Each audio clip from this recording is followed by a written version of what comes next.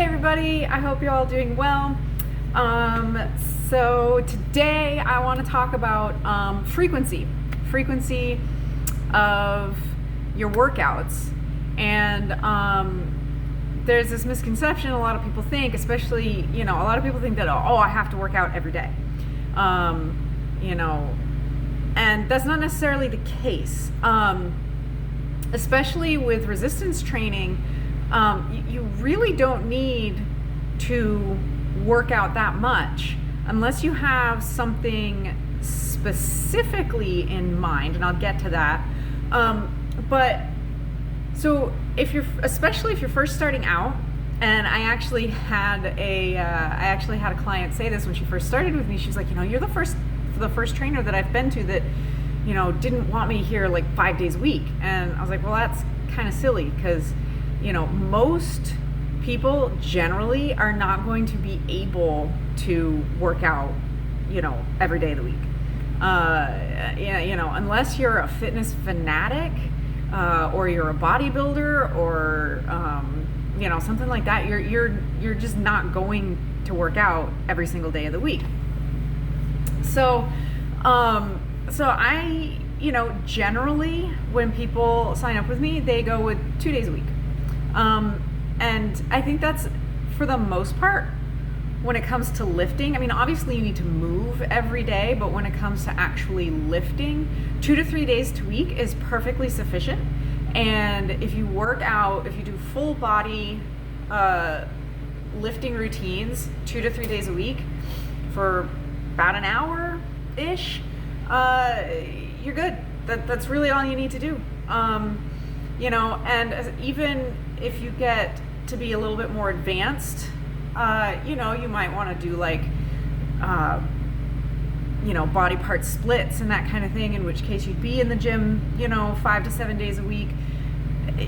But it's not absolutely necessary. And you can, especially when starting out, you will benefit greatly even from just going 1 day a week.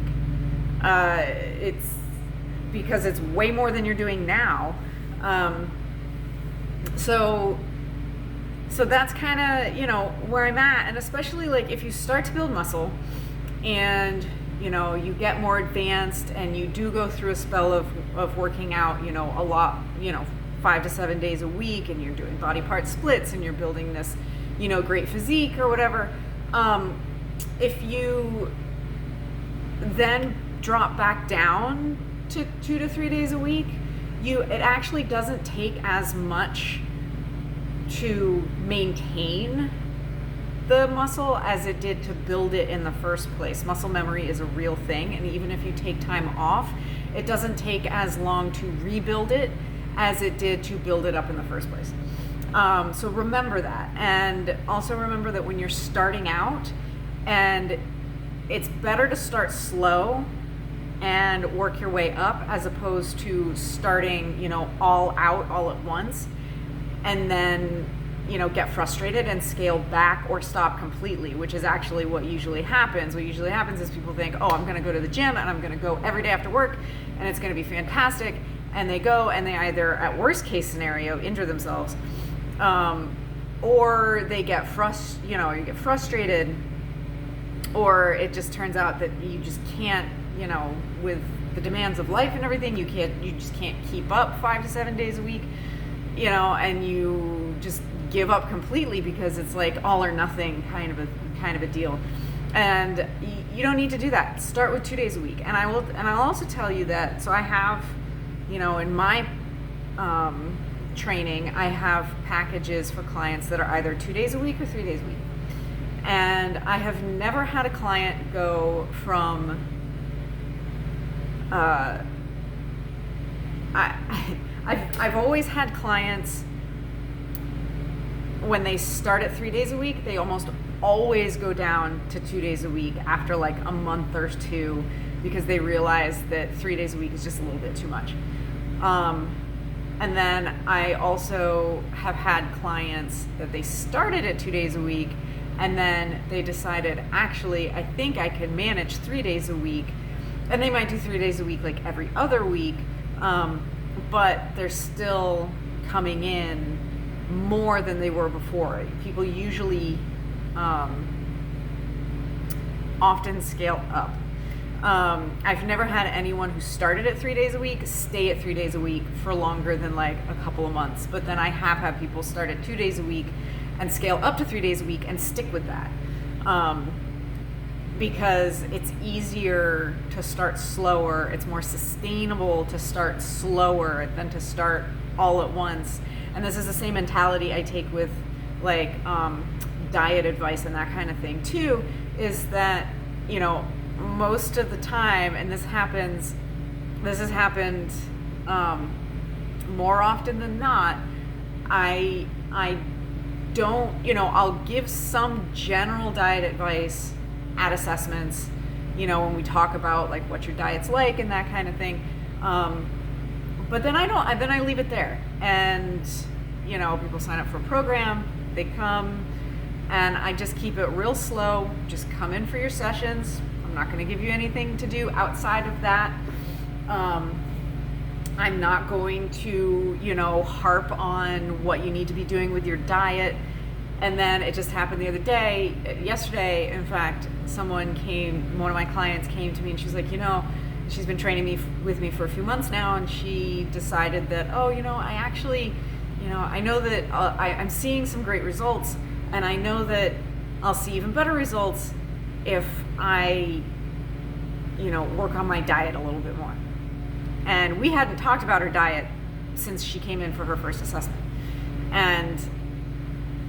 And so we chatted a little bit about it, and she wasn't quite ready to like make that leap into, you know, completely changing her diet. And I wouldn't recommend completely changing your diet all at once anyway, for the same reasons that I don't recommend you start training 5 days a week right off the bat. I don't recommend you changing your diet all at once. I didn't change my diet all at once, and I wouldn't recommend that for anyone else either. But, you know, she's starting to think about it, and she's recognizing some trouble spots. And it's something we'll talk about slowly as she comes in over the next little bit. And it's so much more sustainable that way, and especially when it's my client's idea to make these changes, as opposed to my idea imposing those changes on someone. It's not going to go well. People have to come to those conclusions on their own and figure out how to do it. I'm there to guide, but they do it more on their own. And then I'm there for advice. I'm there for guidance. And that's how I see my role as a coach, as a trainer. And, you know, and the same goes for, you know, workouts. I generally don't give, you know, people come to me 2 to 3 days a week. Unless they ask for something outside of that, I don't worry about it. And even if I did give them something to do outside of that, there's no guarantee that, you know, they would do it. Not that I wouldn't. If they asked me for extra exercises to do outside of their time with me, I would happily program that. But you know, I sometimes see these questions of trainers being frustrated that, like, oh my God, I can't get my client to do this or that, like, outside of their time with me. And I always just think, you know, you can't make your client do anything outside of their time with you. So don't worry about it. All you can do is give them guidance. And if they do it, they do it. If they don't, they don't. And that's not really, it's not really for you to like harp on that. It's just for you to be there and to give them advice when they ask for it.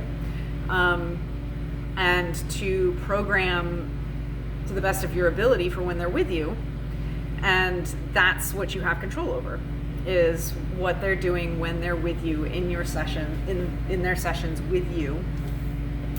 And that's really all you can do. And if you have, I mean, so this kind of took a little bit of a, you know, tangent, but I just wanted to, you know, go out and say that there's no reason to like kill yourself every day at the gym. There just isn't. I work out 3 days a week, 2 to 3 days a week. I mean, obviously I'm doing a whole lot of other stuff aside from that, but when I lift 2 to 3 days a week, and that's really like move around every day, move every day, go for walks every day, that kind of thing. But when it comes to actual gym time, actual building muscle time, actual resistance training time, 2 to 3 days a week, full body is sufficient for the vast majority of people. Obviously, if you have certain goals, that's gonna be different. But most people just wanna feel better and be healthier. And to do that is just to do more than what you're doing now, which is probably gonna be 2 to 3 days a week. And maybe you'll go up from there. You know, maybe you'll get really into it and go up from there, but you'll never know if you start out too gung-ho and quit. You're much less likely to quit if you start slower. So that's my advice. If you like this video, if it helped you, if you're watching on YouTube, hit the like button, share it, subscribe. If you're watching on Rumble, hit the Rumble button, share it, follow me. You can also find me on Facebook and Instagram. And that is it. I will be back tomorrow with the question of the week. If you have a question, leave it in the comments and I will answer it. So I hope you all have a wonderful rest of your day, and I will see you tomorrow. Bye.